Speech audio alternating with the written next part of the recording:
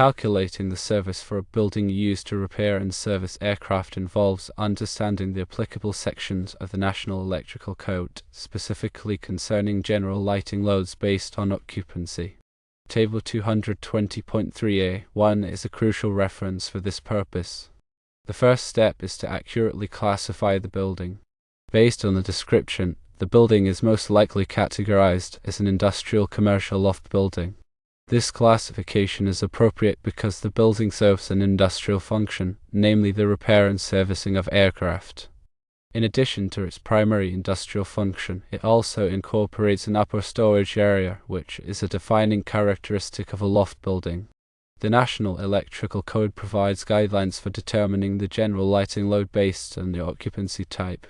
Industrial commercial lofts typically have a specific volt amps per square foot requirement outlined in Table 220.3a(1). This requirement is used to calculate the minimum lighting load that the electrical system must be designed to support. Once the building has been classified as an industrial commercial loft, the next step is to determine the square footage of the area that requires lighting. This includes all areas where work is performed, as well as storage areas and any other spaces that require illumination for safe and efficient operation. To calculate the total general lighting load, multiply the square footage of the building by the volt amps per square foot requirement specified in Table 220.3a(1) for industrial commercial lofts. This calculation will yield the total volt amps required for general lighting. It's important to note that this is the minimum lighting load, and the actual lighting load may be higher depending on the specific lighting fixtures and design used in the building. In addition to the general lighting load, it's also necessary to consider other loads that may be present in the building, such as receptacle loads, HVAC equipment, and any specialized equipment used for aircraft repair and servicing. These loads must be added to the general lighting load to determine the total service load for the building. Your assumption that a loft building includes an upper storage area is generally correct. The term loft building typically refers to a structure with an open upper area, often used for storage or other purposes. This upper area is a key distinguishing feature of a loft building and is relevant to the occupancy classification for electrical service calculations. When performing the service calculation, it's essential to consult the latest edition of the National Electrical Code to ensure compliance with all applicable requirements. The NEC is updated regularly to reflect changes in technology and best practices, so using the most current version is crucial. Remember to consider all applicable demand factors and diversity factors as allowed by the NEC. These factors can reduce the overall service load calculation by taking into account that not all loads will be operating at their maximum capacity simultaneously. It is important to calculate the total connected load and then apply the appropriate demand factors to arrive at the final service load. When selecting the appropriate demand factors, refer to the relevant sections of the NEC, such as Article 220, which provides detailed guidance on demand factors for various types of loads and occupancies. Carefully review the specific requirements for industrial commercial lofts to ensure that you are applying the correct demand factors for the building. In addition to the general lighting load, receptacle loads, and HVAC equipment, it's also essential to consider any specialized equipment used for aircraft repair and servicing. This may include welding machines, compressed air systems, hydraulic equipment, and other power-consuming devices. Gather information about the power requirements of each piece of equipment, including the voltage, amperage, and power factor. This information is typically found on the equipment's nameplate or in the manufacturer's specifications. Calculate the total volt amps for each piece of equipment by multiplying the voltage, amperage, and power factor. Then add these volt amps to the general lighting load, receptacle loads, and HVAC loads to determine the total service load for the building. Ensure that the electrical service is adequately sized to handle the total service load, with sufficient capacity for future expansion. It's also important to consider the voltage drop in the electrical system. Voltage drop occurs when the voltage at the end of a circuit is lower than the voltage at the source. Excessive voltage drop can cause equipment to malfunction or operate inefficiently. To minimize voltage drop, use appropriately sized conductors for all circuits.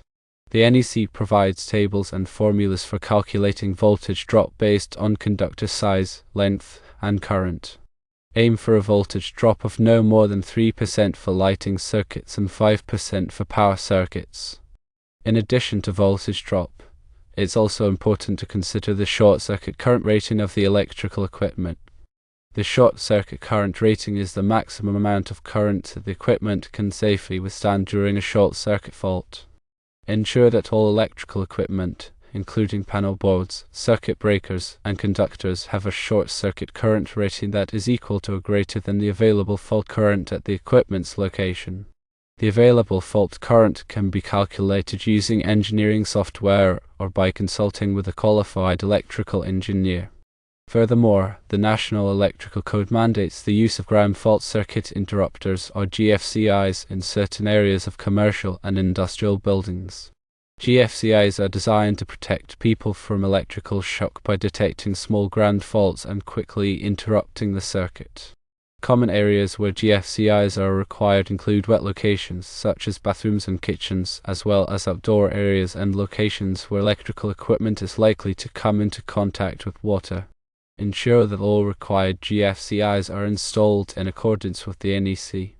Another important consideration is the type of wiring method used in the building. The wiring method refers to the way in which electrical conductors are installed and protected. Common wiring methods include conduit, cable tray, and direct burial cable. The choice of wiring method depends on factors such as the building's construction, the environment, and the applicable codes and standards. Ensure that the wiring method used is appropriate for the specific application and complies with the NEC. Proper grounding and bonding are also essential for electrical safety. Grounding provides a path for fault current to flow back to the source, which helps to trip circuit breakers and prevent electrical shock. Bonding connects all metal parts of the electrical system together, which helps to equalize voltage and reduce the risk of shock. Ensure that the electrical system is properly grounded and bonded in accordance with the NEC. Additionally, it's crucial to consider the requirements for emergency lighting and power systems. Emergency lighting provides illumination in the event of a power outage, allowing people to safely evacuate the building. Emergency power systems provide power to critical equipment, such as life safety systems and communication systems during a power outage. The NEC specifies the requirements for emergency lighting and power systems, including the types of equipment required, the duration of power required, and the testing and maintenance procedures. Make sure to properly size your conductors and use the appropriate ampacity based on the requirements. Conductors are rated based on their ability to carry current safely. The ampacity of a conductor is the maximum amount of current that it can carry without exceeding its temperature rating. The NEC provides tables that list the ampacity of various types of conductors based on their size, insulation, and installation conditions. Select conductors with an ampacity that is sufficient to carry the calculated load current, taking into account any directing factors that may apply. Directing factors are used to reduce the ampacity of conductors when they are installed in certain conditions, such as in conduit with other conductors or in high-temperature environment. The NEC provides tables and guidelines for applying directing factors. Finally, remember to obtain all necessary permits and inspections before starting any electrical work.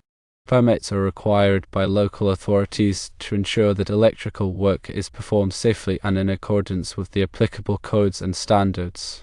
Inspections are conducted by qualified inspectors to verify that the electrical work meets the requirements of the permit and the NEC. Failure to obtain permits and inspections can result in fines, delays, and even legal action. Here are some additional points to keep in mind. Firstly, always refer to the latest edition of the National Electrical Code for the most up-to-date requirements and guidelines. Secondly, consult with a qualified electrical engineer or contractor for assistance with complex service calculations or electrical system design. Thirdly, ensure that all electrical work is performed by licensed and qualified electricians. Fourthly, maintain accurate records of all electrical calculations, permits, and inspections. Fifthly, regularly inspect and maintain the electrical system to ensure its continued safety and reliability. When working on aircraft repair and service buildings, the environment often presents unique hazards. These may include the presence of flammable materials, exposure to chemicals, and the need for specialized equipment. It's crucial to take these hazards into account when designing and installing the electrical system. For example, explosion-proof equipment may be required in areas where flammable materials are present. Proper ventilation and grounding are essential to minimize the risk of fire and explosion. Additionally, ensure that all electrical equipment is suitable for the environment in which it will be used. This may require the use of corrosion-resistant materials or equipment that is designed to withstand exposure to chemicals. Moreover, consider the impact of the electrical system on the aircraft themselves. Aircraft are highly sensitive to electromagnetic interference, or EMI. EMI can disrupt the operation of electronic equipment and cause malfunctions. To minimize EMI, use shielded cables and grounding techniques. Also, avoid running electrical wiring near sensitive aircraft components. Proper labeling of electrical panels and circuits is crucial for safety and maintenance. All electrical panels should be clearly labeled to indicate the circuits that they serve. Each circuit breaker or fuse should be labeled to indicate the equipment or area that it protects. This will help to prevent accidental shutdowns and make it easier to troubleshoot problems. In addition to labeling, it's also important to maintain accurate electrical drawings. Electrical drawings show the layout of the electrical system, including the location of panels, circuits, and equipment. These drawings are essential for maintenance and troubleshooting. Keep the drawings up to date and readily available. Regular testing and maintenance of the electrical system are essential to ensure its continued safety and reliability. Testing should include visual inspections, insulation resistance tests, and ground impedance tests. Maintenance should include cleaning, tightening connections, and replacing worn or damaged components. Develop a comprehensive testing and maintenance program and follow it diligently. Furthermore, provide adequate training for employees who work with or around electrical equipment. Training should cover basic electrical safety, lockout/tagout procedures, and the proper use of electrical equipment. Employees should be aware of the hazards associated with electricity and know how to protect themselves. Lockout/tagout procedures are used to prevent accidental energization of electrical equipment during maintenance or repair.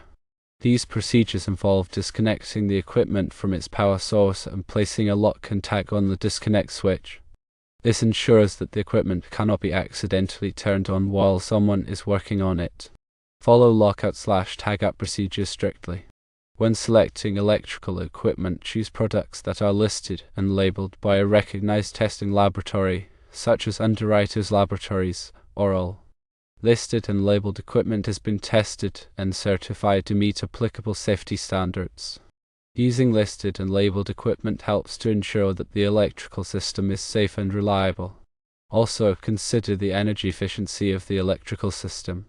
Energy-efficient lighting, motors, and other equipment can save money on electricity bills and reduce the building's environmental impact. Consider using LED lighting, high-efficiency motors, and other energy-saving technologies. In addition, consider the use of renewable energy sources, such as solar panels. Solar panels can generate electricity and reduce the building's reliance on the grid. When designing the electrical system, consider the potential for future expansion. Design the system with enough capacity to accommodate future loads. This will avoid the need for costly upgrades later on. Also, consider the flexibility of the system. Design the system so that it can be easily modified or reconfigured to meet changing needs. Lastly, document every step. Document all calculations, design decisions, and installation details. This documentation will be valuable for future maintenance, troubleshooting, and upgrades. Keep the documentation organized and readily available. By following these guidelines, you can ensure that the electrical system in an aircraft repair and service building is safe, reliable, and efficient. Remember to consult with qualified professionals and adhere to all applicable codes and standards. The electrical service calculation is more than just crunching numbers. It's about ensuring the safety of the people who work in the building, the reliability of the equipment, and the overall efficiency of the operation. It's a critical task that requires careful attention to detail and a thorough understanding of the applicable codes and standards.